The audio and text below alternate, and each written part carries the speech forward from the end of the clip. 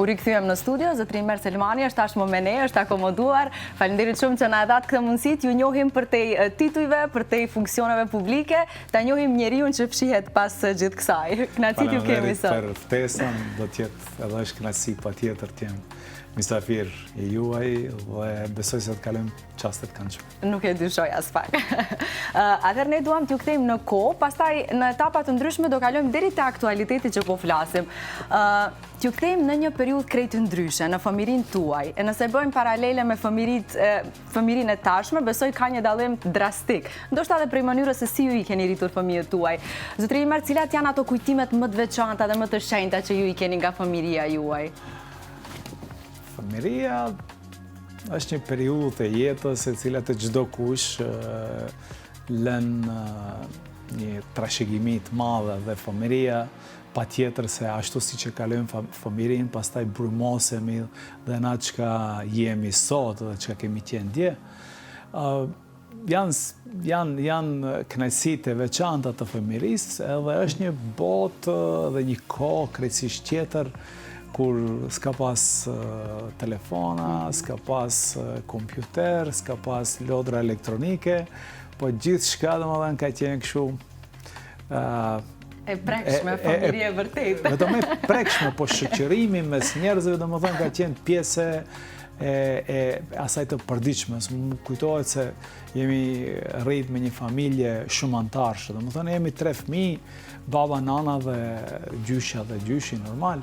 Po numri i hallave ka qenë i madh, kemi 5 halla, domethënë vllau vetë një djalë dhe 5 halla dhe gjithë ata ka 3 dhe 4 fëmijë, domethënë e dim kujtohet pushimin dimror, veçanërisht kur ishte periudha ato 2 javë pushim.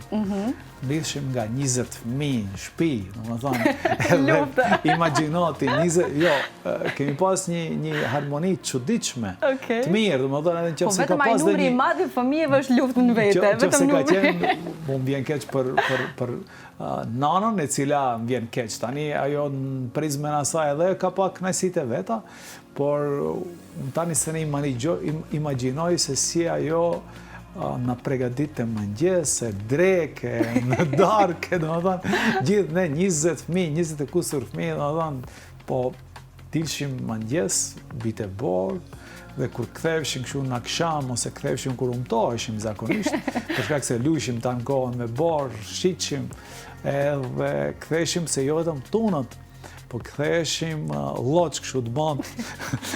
Imagjino pas ato tesha duhet të thahen, duhet. Ashtu që ajo ishte, domethënë, është një prej memorieve të mira, ka zgjatë me siguri disa vjet, edhe pastaj kemi pas fat se liçeni Treskës u lëshuan përdorim në 78-ën, dhe ajo ishte periudha kur ne veçmë kishim fillu, kishim ka 8 vjet, 9 vjet, 10 vjet, dhe tani e ndishim veten pak të mëdhej, dhe kur shkonim kështu si grup, kalonim Treskën, se shtëpiet i kemi edhe sot ku jetojmë, dhe nga ana e Karshi liçeni Treska, po vetëm lumi në nda. Edhe kalojshim Treskën, dhe kur kalonim Treskën ishim të vegjël. Paramendon, me thonë, motra i ka pas 4 vjet, unë i kam pas 10 vjet, ato vajzat e hallës, se gjemt i kanë pas qëtu, këtë ma të veç dhe se unë e ma i madhin familje gjanë, edhe u kapshim dorë për dore, se na mirë të lumi Treskës na qojtë, edhe u kapshim dorë për dore për me dalë Treskë, edhe për me dalë tjetërën pjesë, edhe atje pastaj ishte dhe më dhëmë, ajo periudhë ka qenë shumë e mirë, se ishte një organizim shumë e mirë liçeni Treskës, ishte një pastër, kishte shumë vizitor verës, veçanërisht do më thënë, kulmin e verës, muajin e 7, muajin e 8, kur gjithë ishim në përpushime, ajo ishte ritual. Ora 10, ora 5 bazditë, do më thonë, Treskë ishim në të liçen. Dhe janë pjesë të bukura, por edhe shkollën e kemi ndjek, me maksimum, do më thonë, se familje punëtorës, më thonë, prindi punon në punë shtetit, ka pak kishim edhe fush, për shkak se jetojshim në fshat, ndihmojshim edhe fushën, por mësime do më thonë edhe unë, edhe vllau, edhe motra. Si keni rënë anash, a? Jo, kemi qenë shumë disiplinut. Me tani ju që po punojmë na. Kemi qenë disiplinut, kemi mësu dhe kemi punu, po është një familje që fëmijët e sotëm besoj se mund ta imagjinojnë, dhe unë shpesher fëmijëve të mi kur ju tregoj ulemi mëngjesin e ham bashkë ditën e diell, zakonisht zgjatën pak më tepër mëngjesin ja 2 orë, dhe ju tregoj kështu çka kemi kaluar dhe atyre ju duket kështu si imagjinare, si film. Si film, tamam po. E bukur shumë kjo pjesë. E tani dua të flasim pak për prindrit tuaj, cilat mund të themi që kanë qenë ato këshillat determinuese që ju edhe sot i kujtoni dhe që ndoshta kanë lënë të themi një gjurmë në formimin tuaj dhe që ndoshta edhe sot i kujtoni.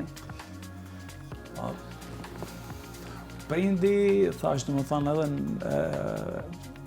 baba ka punu, nana ka qenë anvise, po kemi pas edhe pak punë të fushës, më thënë kemi ndihmu ka shtëpia, kemi pas në fëmirin, kemi pas edhe gjyshen të shtëpia, dhe normal se ajo kanë ndiku në formimin tonë, kemi marrë këshilla kështu, kanë qenë pak edhe liberal, po në kuptimin asaj se në kanë mundësu shumë gjana, për shembull, jemi shëtit, kemi pas teshat mira, krahasim me kohën e atëhershme, po nga ana tjetër ka qenë edhe rigoros për kërkesat të cilët s'kemi guxut kthehemi me tesha pisë të shtëpia, për shkak se nana e vrejtat pjesën e pastërtisë, higjienës, domethënë ka pas kështu kulm.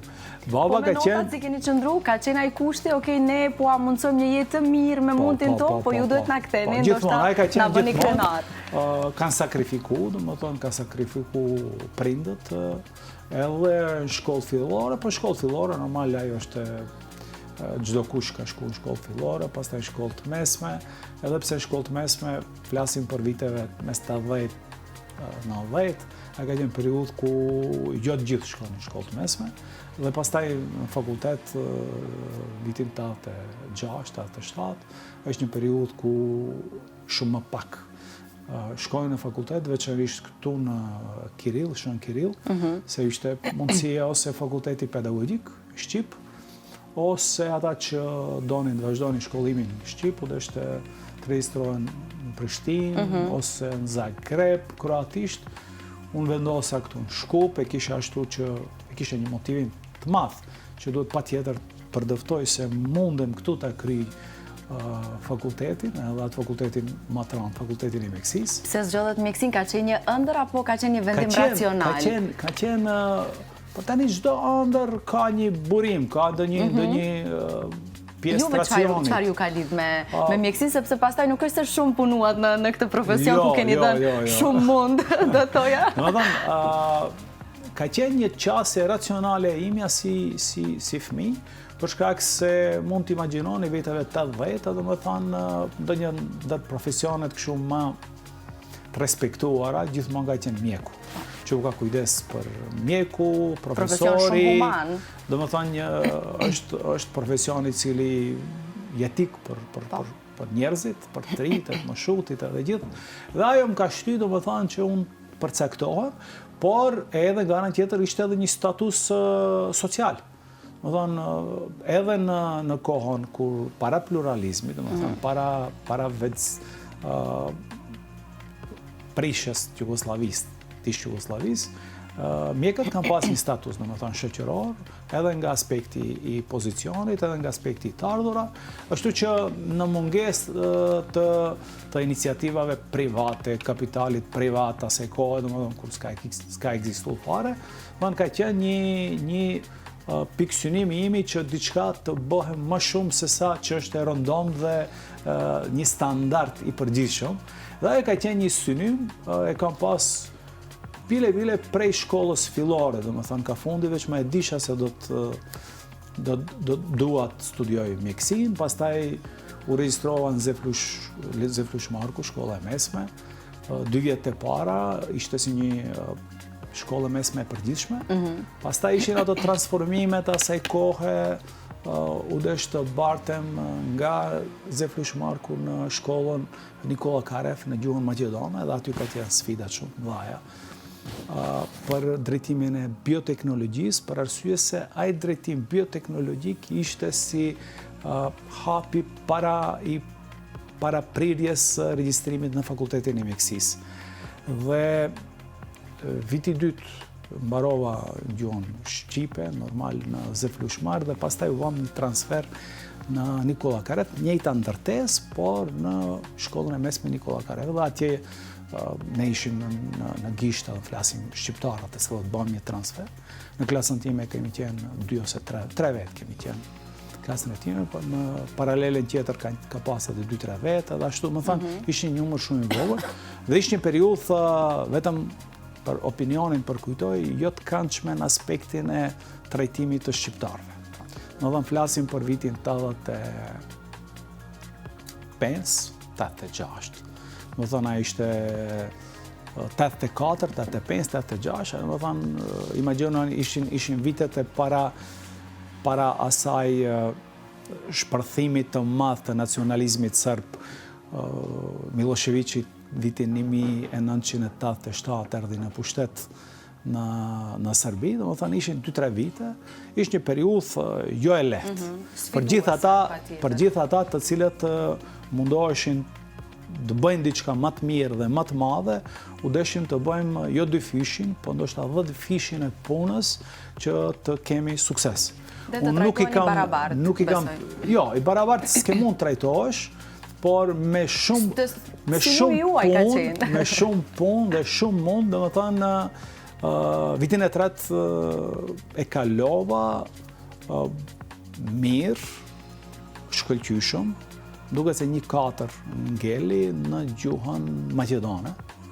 Më kujtohet profesoresha e maqedonishtës, unë e flisha edhe asaj kohë, dhe më thënë maqedonishtën e kam pas fluent, shumë ma mirë se shkopjanët maqedonë, për shkak se ato kanë shumë serbizma, kurse unë s'kum përdor asnjëherë serbizma, dhe më thënë për shkak se kum pas gjuhën litrare, e kam mësuar gjuhën litrare maqedonase, dhe më kujtohet në përfundimin e notave, tani nuk e di si është kjo përfundimi i notave aktualisht në shkollat e mesme, pa atëherë në fund u përfundofshin notat, çdo profesor i nxjerrtat notën e fundit, dhe unë u deshim të lexojmë libra, të bëjmë teste, të shkruajmë bukurshkrime, shpjegime, dhe unë krejt ato i kisha par excellent. Dhe pse nuk më dha pensë, edhe më tha drejt, edhe ati unë diva shumë keq. Ti je shumë nxënës i mirë, shumë mirë din, po tha ti se ke gjuhën maqedone amtare. Tha ti për një arsye, tha se ke gjuhën amtare, profesoresha më kujtohet, tha ti nuk mundesh të marrësh pensë. Ti të marrësh 4. Edhe pse ai pranoi se unë e di për pensë. Por kriteret e saj vlerësuese kanë qenë të tilla, duhet ta kesh gjuhën amtare. Nuk jam maqedon, edhe nuk e kam gjuhën amtare, domethënë drejt që ta haje, po kaloj domethënë viti, mirë po, patjetër se gjithmonë. Në atë kohë i ke marrë afër zemrës këto vështirësi, këto sfida të kësaj periudhe jo të lehtë për shqiptarët? I kam motivuar më tepër. Besoj se nuk jam dorëzuar, më kanë motivuar. Dhe vetëm një vit ma vonë, do më thëmë flas viti 4, maturant veçma, edhe ase periude ka pas profesor të cilët kanë qenë shumë prizmën e nacionalizmi, kanë shqyqu çështjet tek neve nxënësit, po ka pas edhe shumë objektiv. Unë isha viti 4-1, do më thëmë paralelja e parë, 4-1 kish një 7-8 paralele, me siguri, si ishtë një ndër shkollat më të mëdha të mesme, dhe vitin e 4 unë u zgjodha nga gjithë maqedonasit plus 2 shqiptari kishim, do me thënë, nga 30 e ca nxënës, unë u zgjodha kryetari i klasës. Okej. Edhe ajo ishte, po, kisha përkrajen e kujdestares së klasës, do me thënë, që e cila ishte një profesorojsh, një zonjë, po ishte sërbe. Na jepte biologji, dhe unë isha shumë i mirë në biologji, dhe më thënë isha edhe në shumë landë tjera, po në biologji këto landë, dhe më thënë, cilët në flejshin zemër, isha shumë mirë. Dhe unë u bëna kryetari klasë, dhe më thënë, me një situatë kur shumica absolut, dhe më thënë, 90% ishin Macedonë. Dhe pastaj vazhdoj, isha në ushtri, u regjistrova në fakultetin e mjekësisë dhe jam regjistru veti dyti. Më dhënë 2 student që mbaruam gjeneratën, që kemë mbaru gjeneratën në Nikola Karef, u regjistruam në fakultetin e mjekësisë. Pastaj unë isha ushtri 1 vjet, ishte obligative puna e ushtrisë, 96-97, dhe kur u ktheva, 86-87, pardon. Dhe kur u ktheva, pastaj vazhdova vitin e parë, dhe ngela vetë shumë shpejt, një kolega se kohë, pastaj u ndalë pas vitit parë, duke të tërhoq. Ishin periudha prapë thëmë sfiduse, shumë kanë qenë me kërkesat mëdha, u ka dhe shumë mësoj. Por që ju kanë ndërtuar juve, pa tjetër? Më kanë motivu, më kanë ndërtu, unë shpesher ju thamë fëmijëve të mi, provimi nuk përgatitet për 1 javë, pas për 2 javë, isha 1 javë, 2 javë, shkojnë provim. 3 muaj për përgatit që provim. Anatomin, kër e kam përgatitur, më dhënë, 6 muaj kam mësu për anatomin, për patofizën, për patologjin, flasim për kështu landa pak ma voluminoze, me kërkesa ma të mëdhaja, më dhënë, jam përgatit kështu mënyrë intenzive, po, më kanë motivu dhe ajo pastaj më ka brymos mu edhe më të tje, edhe pse viteve 92 kur unë e mbarova, veç më u prish Jugoslavia, s'kish Jugoslavia. Dhe ishin sfidat e reja, dhe me dhënë iniciativa private, kapitali, biznesi, mundësit e mlaja që u kryuan për gjithë ata që kanë ide, vizion dhe janë punëtorë, dhe me thënë punoj. Aty dhe me thënë e gjetan vetë dhe bashkë me vlau është më i vogël se unë. Fillon me thënë 92-ën edhe 93, biznesin e parë, ashtu që prej atëherëze, vazhdoja pastaj pjesa e karrierës time profesionale, 10 vite gati, pastaj edhe 10-11 vite në politikë, dhe pastaj prap në biznes, edhe pse nga politika njëherë kur t'jesh nuk çkyqesh dot, për shkak se është pjesë e jetës, por kjo është e poshtë nalt rrugtime dhe normal ajo pjesa që është ma e bukur e jetës është njohja vitin 95 me shoqen time, dhe martesa pastaj 96, lindja e fëmijëve. Jo, mos na ik nga këto detaje, se këto detaje neve na pëlqejnë edhe neve dhe shikuesve. Si ka qenë, në çfarë rrethana jeni takuar me bashkëshorten tuaj? Tani derisa po flasim, ne kemi edhe fotografi shumë të bukura, edhe me vajzat, edhe me djalin, edhe me bashkëshorten, që sigurisht do t'i shohin edhe shikuesit derisa tani ne do t'i flasim. Kjo është vajza e dytë, Dina. Kemi këtu dhe Gonxha. Kjo është e Gonxha. Vajza e madhe. Kjo është diplomimi në fakultetin e mjekësisë. Ajo ka ndjekur rrugën tuaj, apo? Po, ajo. Kjo është djali, Gjani. Kemi fotografi shumë bukura në fakt, po, cilat unë kam siguruar. Kjo është Gjani, po. E këtu me shoqen. Si jeni takuar ju të dy?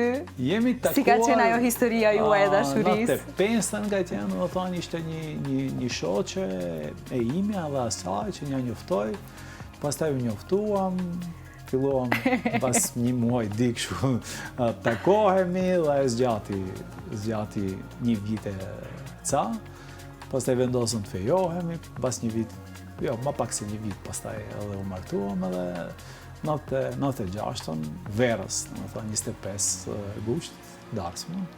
Ashtë që i mbajnë mend ato data. A ka qenë nga të dasmat e mëdha, me qenë se vini nga një familje e madhe? Po, darsma e madhe, për atë periudhë të kohës, ka qenë shumë e madhe, te liqeni Treska, dhe më të në kemi ba, darsma prej restoranëve. Për atë kohë, te liqeni Treska, ma merë mendja që ka qenë dasmë super e bukur, e? Po, super e bukur, ka qenë me muzik gjallë, shumë misafir, nga vendi, nga jashtë, pastaj i ri, edhe gjithë shka duket e bukur.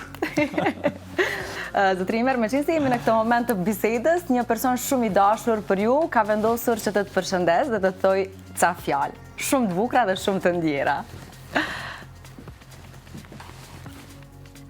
Sot ishte të të falenderoj për gjithë shka që ke bë për ne deri sot. Për sakrificat e heshtura, për lodhin që nuk e tregove kur, dhe për rrugën që na hape që ta arrijmë këtu ku jemi ne sot. Ti nuk na dhe vetëm jetë, po na mësove edhe si t'jetojmë dignitet, me punë dhe me zemër të pastër. Çdo hapi jon mban gjurmën tënde dhe çdo suksesi jot është themeli jon. Jam shumë krenare që jam fëmija jot dhe mirënjohja ime për ty është pafund. Faleminderit që jem mbështetja ime, shtylla ime, drita ime dhe forca ime në këtë jetë. Të dua pafund. Kjo është Gonxha, vajza juaj e madhe, po ju shoh të emocionuar. Keni rastin të dëgjoni kaq fjalë të bukura, fjalë zemre nga Gonxha, sepse e di që në një farë mënyrë është edhe pika juaj e dobët, fëmia i parë, krejt dashurinë më të madhe e merr fëmiu i parë. Jo që po them që të tjerët sigurisht nuk e marrin këtë dashurinë nga ju. E vërtet, patjetër është se ja këtu Gonxha, kjo është 9, ndoshta, nuk e di. Po, këtu i ka një vjetë. Këto janë kujtimet të fëmirisë. Po. Kemi dhe të në pushim, nuk e di. Dua ta falenderoj Gonxhën që ka treguar gatishmëri, mi ka dërguar edhe këto fotografi nga arkivi, nuk janë të publikuara. Edhe sot e kuptova se kërkojte do fotografi, por nuk e dini për çka. I thash lutem, thash mos e prish surprizën, thash mos përmend asgjë sepse duam t'i kemi ato emocionet reale. Po. Çfarë do thot Gonxha për ju? Gonxha është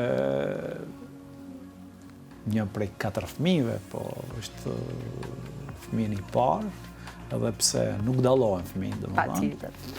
Po Gonxha si fëmijën i parë është patjetër se tani mundohemi në jetë e para regjistrohet në shkollë, e para regjistrohet në fakultet, e para fejohet, e para martohet. Edhe është martu jashtë vendit. Unë jo rastisht e zgjodha Gonxhën, sepse e di që ajo për momentin është në Turqi, nëse nuk gaboj. Jo, Gonxha këtu jeton. Okej, po është duke punuar atje, kështu që është vazhdimisht në lëvizje. Ne kemi marrë dhëndër, domethënë. Okej, unë kam menduar se kanë marrë nuse, ne pas kemi marrë dhëndër. Ne kemi marrë dhëndër. Ajo vijon specializimin në fakultetin e mjekësisë për kirurgji plastike. Në Turqi, apo jo? Jo, këtu në Shënkirill edhe mirë, po ka pas një transfer më duket një periudhë. Pjesën e madhe të praktikës e bën në Acibadem në Maslak në Istanbul. Ashtu që gjithmonë kur ka këtu dhe një pauzë të vogël, ajo vazhdon atje shkon. Dhe ka shumë qejf, domethënë këtë pjesën e rregullimit që është tani të çdo kush, jo vetëm të femrat, po edhe të meshkujt. Po, është me rëndësi ti bësh njerëzit të ndjehen bukur dhe të lumtur. Edhe kur pat vendos, kishte kështu disa dilema, u këshillofshim normal, se u desh vendosje për specializimin, ku do të filloj, unë pata sugjeru 2-3 dedimi poshtë nalt, i pata dhamë jo kardiologji ose kardiochirurgji, janë që veçanisht për femër janë kështu me stres, 24 orë duhet jesh me pacientin dhe thjesht ke profesione kështu specializime pak më të bukura, më të buta dhe veçanisht që njerëzit i bën të lumtur. E cili është ai profesion, patjetër se kirurgjia plastike është profesioni që i bën i lumturon njerëzit. E ku ka më bukur se ky profesion? Kur dikush vin pacient dhe ja bën një zgjidhje, një ndërhyrje, qoftë ajo minimale, qoftë më e madhe dhe i lumturon njerëzit. A është e lumtur Gonxha me zgjedhjen që ka bë? Shumë e dan atë profesion. Shumë është, do të thënë, unë mendoj se e vetmja gjë që nuk e mbërzitën dhe mundet 20 orë t'i kaloj kështu në spital. E kam pa, dhe unë duke që e shion shumë profesionin dhe punën e saj. Shumë e shion dhe veç më viti 2, ashtu që i ka ngele edhe 3 vjetë, 4, më thënë të perfekcionoj zanatin, së është zanat, mjeshtërije vetë. Që është rrugë shumë e gjatë, pa tjetër. Po, e bën praktikë edhe në Acibadem atje, edhe këtu, më thënë, kemi pjesën e shëndetësisë, pjesën e bizneseve që i kemi, është një pjesë tani më e reja e cila ka të bëjë me pjesën estetike. Po edhe si asistente punon në Universitetin Ballkanik Ndërkombëtar atje me studentët në anatomi. Unë këtu dua të ndaloj sepse më duket që Gonxha ka marrë shumë nga ju. Është shumë dimensionale, si babi i saj. Edhe babi shumë dimensional, me shumë impenjime. Kështu që duket që ka shumë ngjashmëri me ju. Nuk e di, unë kam këtë përshtypje.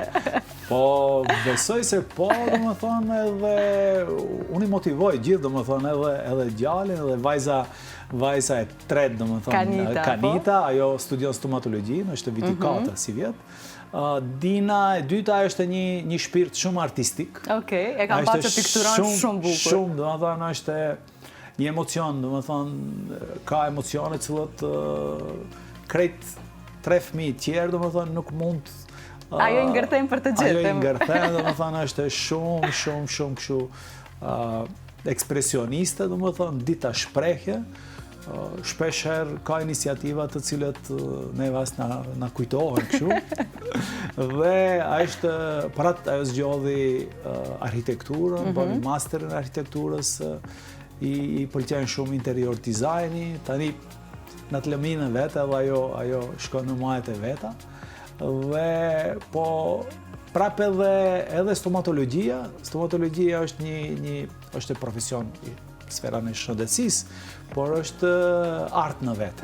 Për shkak se të bëjsh një dhëm ose të kurosh një dhëm, nuk është vetëm bëjsh diçka të shëndetshme, duhet pjesa estetike e dimësarë. Vepër arti. Tamam vepër arti, po. Ashtu që Kanita është shumë, do më thënë, e kujdesshme, pjesa teknike shumë I qëndron asaj, është e durueshme. Dhe më 2 orë të kaloj, do më thënë, me një mini punë. Nga kush e ka trashëguar durimin, se në këtë kohë dhe këtë jetë moderne është problem, kesh kanë shumë durim. Ajo është vetvetja, besoj se ajo është vetvetja Kanita dhe besoj se ajo prap dallohet. Do më thënë, çdo kush prej fëmijëve është total unikat në vetë. Ka specifikat e veta. Ka specifika. Djali është në fakultetin e ekonomisë. Okej.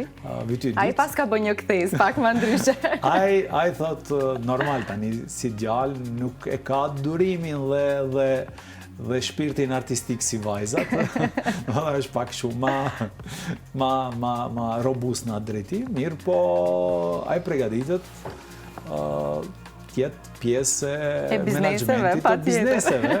Ashtu që mbas vitit parë, vitin e kalut, gjithmonë kur ka kohë të lirë, kur nuk është fakultet, nuk është ligjerata, vinte te kompania, te firma dhe aty ka obligimet e veta para përgatitje, që ta shoh se çka e pret. Edhe para përgatitjet normal për me marrë dhe një pjesë përgjithësive. Okej, tani unë do ta bëj këtë pyetje klishe, po edhe mos përgjigjesh nuk është problem. Cila është vajza e babit nga 3 vajzat? Të trejat janë vajzat e babit. Ndonjëra që të përqafon më shumë ose që e shpreh më shumë dashurinë ndaj teje, që është ashtu më afërt me ty, që kërkon më shumë ti këshilla, që të ndan çdo gjë ndoshta me ty. Sepse e dim që lidhja vajzë dhe baba është një lidhje jashtëzakonshme, ndryshe nga lidhja me nënën, kam përshtypjen. Kanita është shumë emocionale, vajza e tretë. Do të thonë në aspektin asaj se ajo, edhe pse I ka 21 vjet, po ajo sjellet me mua si më pas 10 vjet. Do të thonë ditë përqafohet, do të thonë kështu tamam sikur me qenë, sikur me një bebe e madhe kështu. Do të thonë thash Gonxha, normal Gonxha di edhe të konsultohet, po edhe Dina, edhe pse Dina ka një karakter kështu emocional, po edhe ka një karakter të fortë, domethënë ajo e mban veten kështu momente caktuara, domethënë me një karakter të fuqishëm, dhe Dita demonstrojët karakterin e fuqishëm. Tani, prej krejtve gjithve, Kanita është aje cila ende lakmohet si një vajzë ma e vogël, do me thonë. Edhe pse gjithë jemi të afërt. Duke që jeni një familje shumë e bashkuar, po, kaloni kohë shumë bashkë. Maksimalisht sa mundemi bashkë. Cilat janë gjërat që pëlqeni t'i bëni më shumë bashkë? Për shembull, kur keni kohë të lirë gjithë ju, kur keni pushimet tuaja, çfarë janë ato planet më të zakonshme që I bëni bashkë? Ditën e diell të mëngjes, që zgjatë 2 orë, 3 orë, bisedojmë për tema ndryshme, tregojmë raste ndryshme edhe tjetës time, të mëhershme, gjithmonë në drejtim të një mësimi se si munden ata të përfitojnë nga gjitha ajo shkollë e jetës. Pushimet neve gjerë para, po gjerë se o martu Gonxha, me neve ka në pushim, dhe më thonë. Do të thonë, ashtu që gjerë par vjeta ishte me neve, pushim. Fëmijët vinë edhe pse shkojnë edhe vetë pushim, po kalojmë pushime. Besoj keni atë ritualin e pushimeve përbashkëta. Pushimet përbashkëta. Dhe mundohemi kur jemi këtu gjithë, dalim në për dreka, në për darka, të shijojmë momentet mira. Edhe pse jeta është dinamike edhe për ata si tri, edhe për neve që ende shohëm se shumë obligime dhe detyra kemi para jetës për me kry. Por si familje, mendoj se mundohemi të jemi sa më shumë afër, pastaj ne jetojmë me një obor të madh bashkë me vllaun, fëmijët e vllaut, familjen e vllaut, edhe pse dy vajzat e mëdha ata janë për momentin në Londër, e madhja është në punë, e dyta në masterin është e bën, kështu që vetëm nipi djali, i cili tanë ditën shoqërohet me Gjanin, bile për momentin ato dje shkun në Selanik, edhe shkun në Selanik të shokët të vizitojnë, cilët kanë mësu bashkë këtu në Nova, kanë qenë, edhe i mbanë ato relacione shumë të afërta, shumë të mira, edhe shpesh herë dinë shoqënohen me shoqërinë dhe ka një rreth shumë të mirë, djemë të mirë janë. Disa janë nga Maqedonia, disa janë nga vendet ndryshme, po dinë të organizohen, caktojmë, takohemi në Barcelonë, ose takohemi në Selanik, ose takohemi. Ashtu që jem gjemë të mirë, jem të dy, do më thënë edhe Gjani, edhe Ylli, të përgjegjshëm, kjo ka shumë rëndësi, të rrisim njerëz të mirë. Janë mësuar në modesti, më steprohet, do më thënë, në asgjë. Vinë, bëjnë praktik, mësojnë, zhvillojnë shkatësit e biznesit, kanë tavolinat vendet e punës vetë, në më thonë aty të kompania. Që të mësojnë shprehin e punës, si e gati, pa tjetër. Dhe gada pregaditën për të marrë përgjësi më të mëdha. Nga aspekti profesional, sigurisht ne e dim qartë që ju keni dhënë një shembull shumë të mirë fëmijëve tuaj, sigurisht nga krejt zhvillimi juaj profesional ndër vite, po cila është ajo trashëgimia që ju dëshironi tua për cilënin fëmijëve tuaj, ajo vlera më e rëndësishme që ju e keni dhe që do kishit dashur tua për cilëni atyre, edhe kur ju ndoshta nuk do jeni më pranë tyre? Duhet të jenë të ndershëm, ajo është shumë punë parimore, dhe më thënë jetë, ndershmëria, duhet të jenë të guximshëm, por guximi nuk është i bollshëm pa shumë punë, do më thonë, duhet të jeti ndershëm, i guximshëm, të marrësh vendime, se të bësh lider nuk do të thotë të preç, të shofsh dhe pastaj të veprojsh, po do më thonë, duhet të marrësh vendimet ndonjëherë vendimet guximshme, dhe patjetër se duhet të jesh këmbgulës dhe shumë punëtor.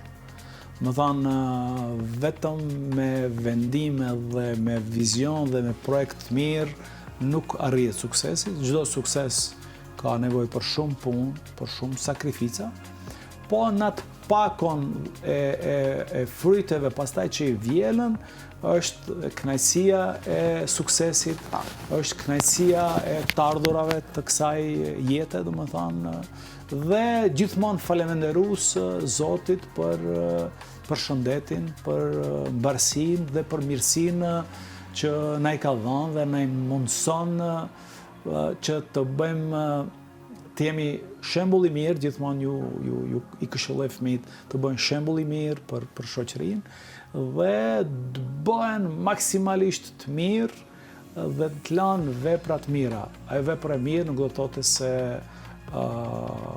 vetëm për veten, por edhe për rrethin, edhe për miqësinë, edhe për shoqërinë, për arsye se si një person, një individ që arrin të bëjë diçka për vete, ai patjetër se mund të kontribuojë edhe për shoqërinë. Individat dhe personat që nuk bëjnë për vete, domethënë vështirë kanë të bëjnë ndonjë kontribut shoqëror. Ashtu që mundohem në mënyrë permanente ti kujtoj, ti përkujtoj dhe prej shembullit personal gjithmonë t'ju lidhi momente se ata mund të bëhen patjetër më të suksesshëm dhe më të mirë se unë dhe e kanë për obligim të punojnë të bëhen më të suksesshëm dhe më të mirë. Besoj çdo prind dëshiron që fëmiu i tij ta tej kalojë. Përkrahjen e kanë dhe do ta kenë maksimalisht, por shpeshherë duhet vendime dhe rrugën pastaj ta trasojnë vetë, për arsye se dështimet më të mëdha në gjenerata prej gjeneratës ndodhen kur i kufizojmë ose ka prindët shumë të suksesshëm që i kanë kufizuar fëmijët e tyre dhe pastaj ata fëmijë nuk e kanë pas guximin të marrin vendime dhe nuk kanë treguar liderllëk dhe nuk kanë shkuar përpara. Apo ju kanë imponuar pengje ose komplekset e tyre duke kërkuar nga ata që me çdo kusht ta ndjekin rrugën e tyre edhe kur fëmijët. Dhe ajo pastaj jo gjithmonë ka sukses nëse uштron një profesion pa dëshirë ose uштron një punë e cila nuk e kënaq, nuk e përmbush. Është që më tepër mundohemi bashkë me shoqën ti motivojmë fëmijët, më thënë të bëjnë më tepër se sa dua përgatitim dhe t'ju thënë ja, kjo është pjesë e juaj.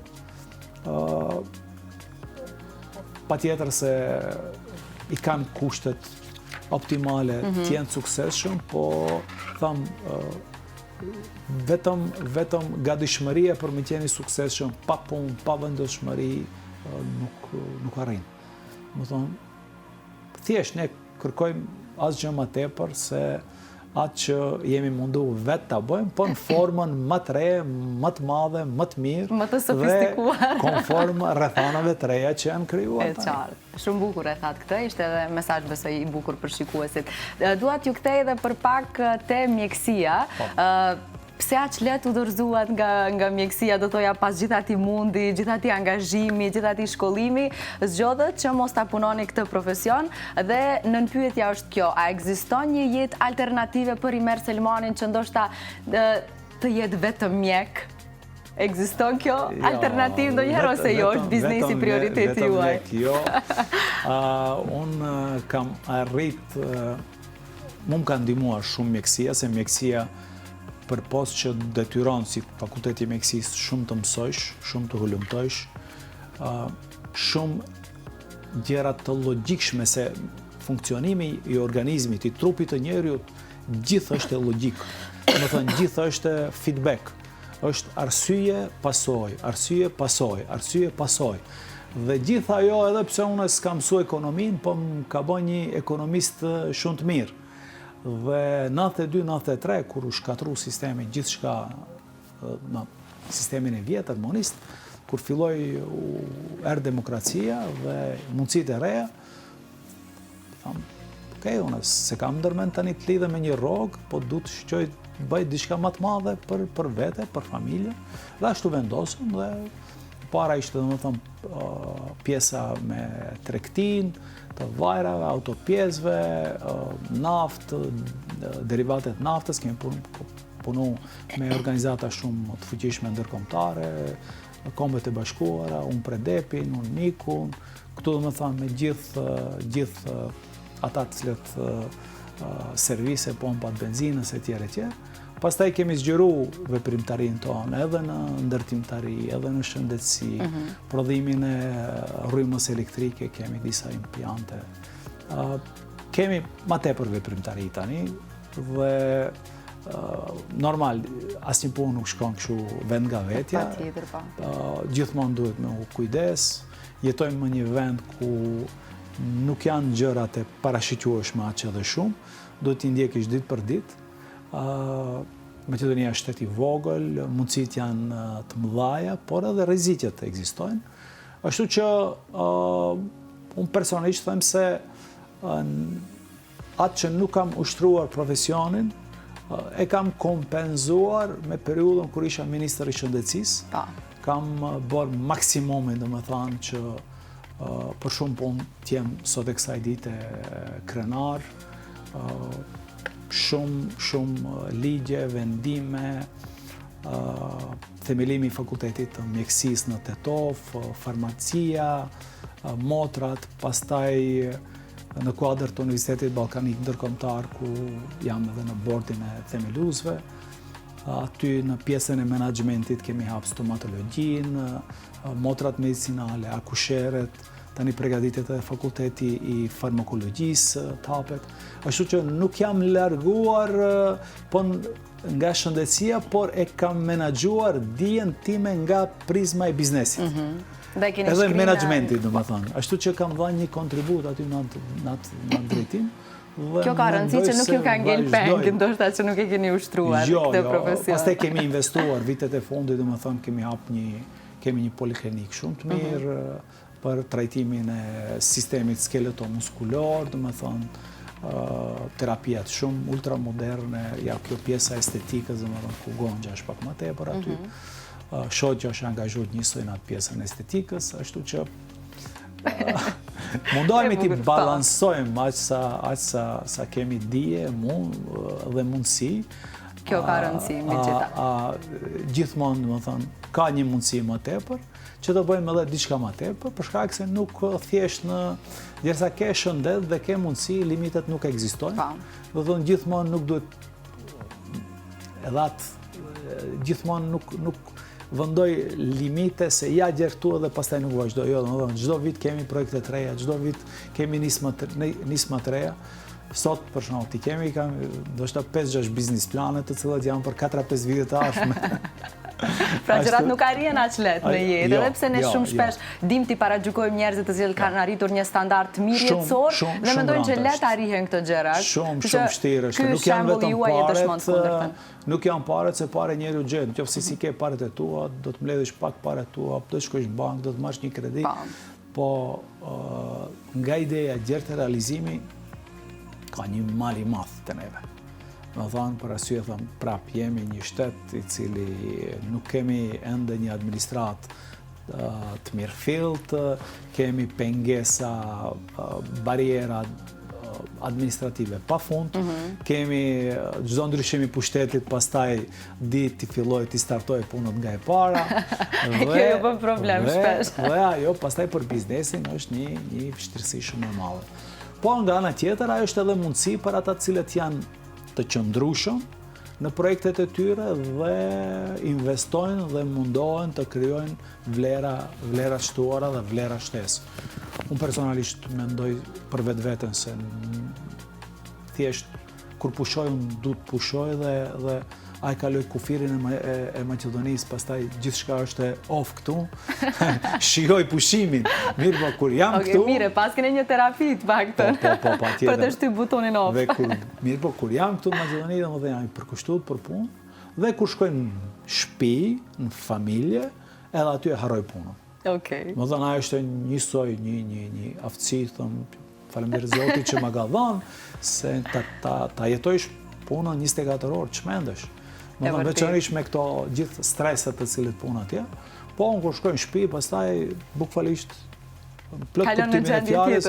Kaloj në qendër tjetër, çfarë telashet kisha pas brenda ditës, i harroj, nuk i bartin në. Kjo është me rëndësi të dish të menaxhosh jetën personale dhe atë profesionale dhe këtë bën njerëzit. Menaxhimi i kohës, menaxhimi i stresit, menaxhimi i sfidave, menaxhimi i problemeve, domethënë ajo është mjeshtria më e lartë të menaxhosh me vetveten dhe me mundësit.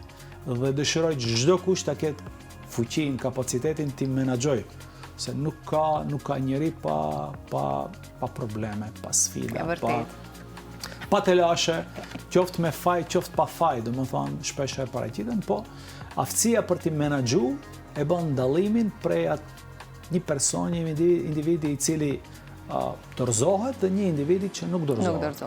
Gjithmonë në çdo problem, në çdo sfidë, nuk ulet vajtoj pengesën, por instant kërkon zgjidhjen. Dhe unë nga vetvetja, dhe më thënë, gjithmonë kur kam një pengesë, nuk ndalem ose një problem, paraqitet në punë, në gjithçka. Nuk vajtoj për problemin, e mendoj një kohë të shkurt shumë, dhe gjithmonë Dhe kërkoj i përvjen alternativën krahët dhe vazhdon zgjidhjen. punon. Unë jo rastisht të zgjodha që mos të flasim shumë për politikë, sepse në Prizma nuk duam të flasim për politikë, mjaftueshëm dëgjojmë nga mëngjesi deri në mbrëmje edicionet e lajmeve, po edhe në rrjetet sociale. Pyetja ime para fundit që ka të bëjë me politikën deri diku është zëvendës kryeministër, ministri i shëndetësisë, kryetari komunës së Sarajit, e nuk e dia harova ndonjë deputet, po dhe gjithashtu konsul, më duket, i Republikës Shqipërisë në Maqedoni. Cili nga këto funksionet publike, politike të ka stresuar më shumti, ka qenë barë më shumti dhe përgjegjësi mbi supe? Po shumë shkurt këtë përgjigje. Gjithë detyrat janë përgjegjësi, do më thonë, beson se nuk mund të dalloj cili funksion ose cili pozicion më ka dhënë kështu më shumë stres. Gjithë janë përgjegjësi. Nuk mund të them se më janë stresu, se nuk stresohem. Jo, nuk stresohem, menaxhoj stresin shumë mirë. Mirë po kënaqësi, konzull nderi tjesh i Shqipërisë në Maqedoni është një kënaqësi shpirtërore shumë e madhe, është një privilegj, është një ndjenje krenarisë. Një shpërblim të thoja i krejt kontributit tuaj ndër vite. Të hapish zyren në manastir ku para 100 e sa viteve mbajt kongresi i manastirit, të mundet të zyra tjetë, stema dhe flamuri kombëtar në sokakin e gjerë të manastirit, është një punë shumë e madhe, por ti jesh edhe kryetar komune kur u zgjedh problemin esencial qytetarëve, ujin, rrugën, kanalizimin, një gjelbrim të vogël ose një sallë sporti të vogël, më thënë shumë kënaqësi se ke direkt mundësinë ta komunikojsh ndriçimin publik. Po normal si ministër dhe si zëvendës kryeministër kur mundesh t'jesh nisëmtar dhe autor një projekti si është Fakulteti i Mjekësisë në UT, dhe me gjenerata pastaj nga 200, 300, 400 studentë diplomojnë për çdo vit, ose t'jesh iniciator që sot i festojnë festat sikur është Kurban Bajrami, Fitër Bajrami, dita e kongresit monastirit, e alfabetit, domethënë gjithashtu është një kënaqësi e mirë, shpirtërore.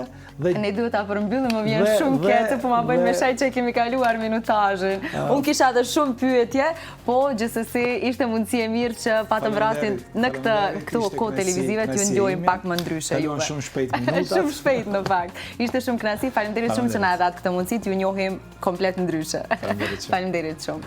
Pas kësaj bisede shumë të bukur me Imer Selmanin, ku në fakt ne ndam ca nga gjërat të cilat jam e sigurt që nuk i keni dëgjuar më parë në rrugtimin e tij si profesional ashtu edhe personal. Unë për në fund falenderoj Brendin Mango si gjithmonë për veshjet e mia, ndërkaq ne takojmë sërish të hënën pas fundjavës ku ju pret kolegja ime Ilmia Zhaku. Deri atëherë mirëmbëjtje dhe qofshim me shëndet.